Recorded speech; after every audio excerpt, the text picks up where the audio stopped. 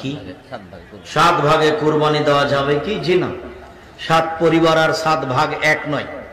7 পরিবারের পক্ষ থেকে একটা গরু কুরবানি করার কোনো হাদিস দুনিয়াতে নেই। কুরবানি কত ভাগে দিতে হবে, এটা একটি গুরুত্বপূর্ণ একটি প্রশ্ন। এখন বর্তমানে একটি ভিডিও ভাইরাল হয়েছে আমাদের শেখ আব্দুর রাজ্জাক বিন ইউসুফ হাফিজাহুল্লাহ এবং তার সন্তান আব্দুল্লাহ বিন আব্দুর রাজ্জাক বিন ইউসুফ, তাদের কিছু আলোচনা যা আমাদের সমাজে, আমাদের দেশে খুব বেশি বিভ্রান্ত সৃষ্টি করেছে। তারা বলেছেন যে 7 ভাগে কোরবানি দেওয়া যাবে না, অথচ তাদেরই অন্যান্য শায়েখগণ বলেছেন, তারা যে ফতোয়া দিয়েছেন তারা সালাফিদের, আহলে হাদিসদের কোনো ফতোয়া দেননি, বরং তারা তাদের নিজের মন গড়া ফতোয়া দিয়েছেন। সেই দৃষ্টিকোণ থেকে আসলে কি 7 ভাগে কোরবানি দেওয়া যাবে কি যাবে না, এই ব্যাপারে আমাদের দেশের মানুষদের, সরল মনা মুসলিমদের একটি প্রশ্ন দাঁড়িয়েছে। কার কথা সঠিক, কোন কথাটি আমরা ধর্তব্য, কোন কথাটি আমরা গ্রহণ করব?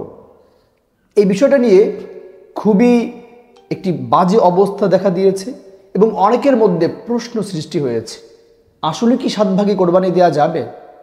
আসুন আমরা নিজেদের মন গড়া কথা না বলে সরাসরি আপনাদেরকে কিছু প্রমাণের মাধ্যমে এটা জানানোর চেষ্টা করি যে 7 ভাগে কোরবানি দেওয়া যাবে কিনা। আমরা যদি বিষয়টিকে আলোচনা করতে যাই তাহলে স্পষ্ট এখানে অনেকগুলো কিতাবের মাধ্যমে আমি আপনাদেরকে সেটা প্রমাণ দিচ্ছি।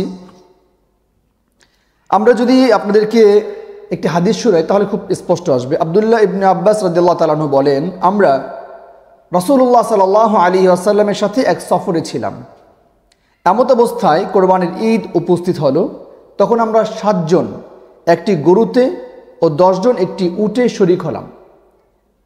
এর যদি আপনারা কিতাবের হাইসিয়ত বা প্রমাণ দেখতে চান তাহলে সহিহ তিরমিজি হাদিস নাম্বার 1214, সহিহ ইবনে মাজা হাদিস নাম্বার 3128, সহিহ নাসাই হাদিস নাম্বার 4090, সনদ সহিহ, আলবানী মিশকাত হাদিস নাম্বার 1469, কোরবানি অনুচ্ছেদ। আপনারা বিষয়গুলো দেখে নেবেন, এরকম অনেকগুলো প্রমাণ রয়েছে। আমরা এই বিষয়টিকে যা অনেক বছর থেকে, অর্থাৎ 1400 বছরের অধিক সময়কাল ধরে 7 ভাগে এবং 10 ভাগে, উটের ক্ষেত্রে 10 ভাগ এবং আপনার গরু মহিষ এগুলোর ক্ষেত্রে 7 ভাগে কোরবানি এটা দেয়া হচ্ছে। যদিও আব্দুর রাজ্জাক বিন ইউসুফ হাফিজাহুল্লাহ, শেখ আব্দুল্লাহ বিন আব্দুর রাজ্জাক হাফিজাহুল্লাহ, তারা যেটা বলেছেন যে একটা গরুতে কিভাবে 7 জন মিলে একটা কোরবানি করতে পারবে, সেটার অবশ্যই গরু অথবা মহিষ হতে হবে। ছাগল বকরি আমরা কখনোই কথা বলি না। এখন আব্দুল্লাহ বিন আব্দুর রাজ্জাক হাফিজাহুল্লাহ তিনি যদি কথা বলেন যে একটি গরুতে 7টা কি আত্মা রয়েছে, আরে ভাই এটা কি ধরনের প্রশ্ন? এটার সাথে কি এটা কখনো মিলে? আপনি কি পড়াশোনা করেছেন? আপনি কি হাদিসটুকু পাননি? এই বিষয়ে কি কোনো রেফারেন্স পাননি? নাকি বাবা যা বলেছেন বাবার সূত্র ধরে আপনি বলতে শুরু করেছেন? ভাই আব্দুল্লাহ ভাই, আপনাকে আমরা খুব সম্মানের নজরে দেখি, যার কারণে কিন্তু আমরা আমাদের অনেক ওলামা ইকরাম আপনাকে বিশেষ করে আপনাকে আমরা বিভিন্ন সেমিনারে নিয়ে যাই, কারণ হচ্ছে আপনি মোটামুটি ভারসাম্য মতো আলোচনা করার চেষ্টা করেন, এটা আমরা মনে করি। যেমনটা আব্দুল্লাহ জাহাঙ্গীর স্যার করতেন, তার চমৎকার একটি পরিবেশনা, একটি উপস্থাপনা, যা কোনো সালাফি হানাফি কোনো মতানৈক্য যে কথাটা সেটা তার মধ্যে ছিল না। আমরা চাই আমাদের আহলে হাদিস ভাই, আমাদের সালাফি ভাই যারা আছেন তারাও এইভাবে কাজ করবেন। কোনো মতানৈক্য দরকার নেই ভাই। আমরা সাধারণ মানুষ, তারা দিন প্রচার করছে, দিন আমরা যেভাবে প্রচার করি তারা সেটাকে অ্যাকসেপ্ট করে। আমরা যদি এরকম ফিতনা তৈরি করি তাহলে তারা কোন পথে যাবে? এই যে 7 জনের যে সিস্টেম, অর্থাৎ 7 ভাগ অথবা 3 ভাগ 5 ভাগ, এই যে ভাগের যে সর্বোচ্চ 7, নিম্নে আপনি যত কম করতে পারেন। তো এক্ষেত্রে অবশ্যই আমাদেরকে আমরা এটা দেখতে হবে যে ভাগের হাদিস আছে কিনা। অবশ্যই রয়েছে, সেক্ষেত্রে আপনারা 7 ভাগ করতে পারবেন। তবে আমি শায়েখদেরকে বলবো যে আপনারা এক্ষেত্রে বলতে পারেন উত্তম অনুত্তম, কোনটা বেশি উত্তম, সেই জায়গা থেকে আমি বলতে পারি বা আমি সাজেস্টও এটা করব যে যাদের সামর্থ্য রয়েছে, যাদের সুযোগ রয়েছে, তারা অবশ্যই একাকীভাবে আপনারা কোরবানি করবেন, এটা সর্বোত্তম। আমাদের আব্দুল্লাহ ভাই যে বিষয়টা নিয়ে আলোচনা করেছেন যে এখানে যদি কারো এরকম থাকে যে সে তাই যে বিষয়টাকে উপস্থাপন করেছেন যে কোরবানির গরুতে 60টা আত্মা আছে কিনা, এটা তো একটা সিম্পল বিষয় এবং এই যে ধারাবাহিকভাবে চলে আসা একটা বিষয়টাকে আমরা এটা ঘোলা না করি, মানুষের জন্য সহজ করা যায়।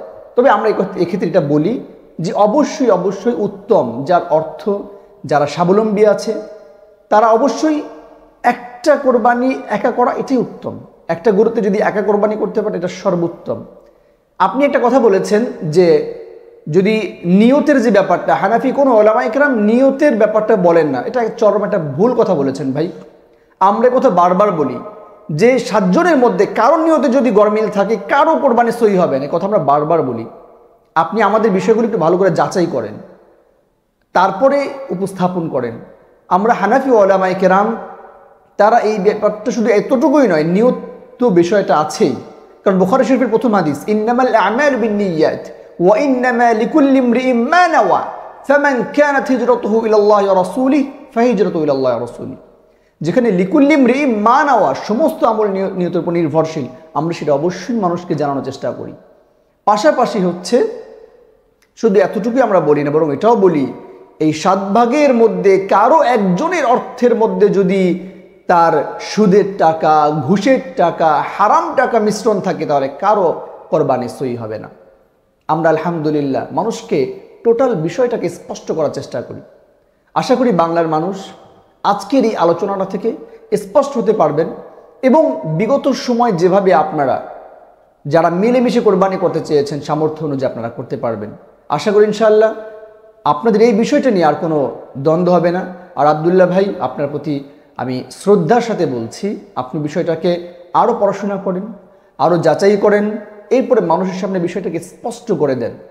কারণ আপনাদেরই অন্যান্য শায়েখরা কিন্তু এটার বিপরীতে বলেছে যে আপনাদের কথাটা এটা সালাফিদের কথা না, আপনাদের কথাটা এটা আহলে হাদিসদের কথা না, বরং এটা আমাদের স্বাভাবিকভাবে একটা ভুল আপনারা প্রচার করেছেন, এটাই তারা বলেছেন। তো আশা করি বিষয়টাকে আপনি খেয়াল রাখবেন এবং সকলের প্রতি আমি দৃষ্টি আকর্ষণ করছি, আপনারা অবশ্যই উলামায়ে কেরামের থেকে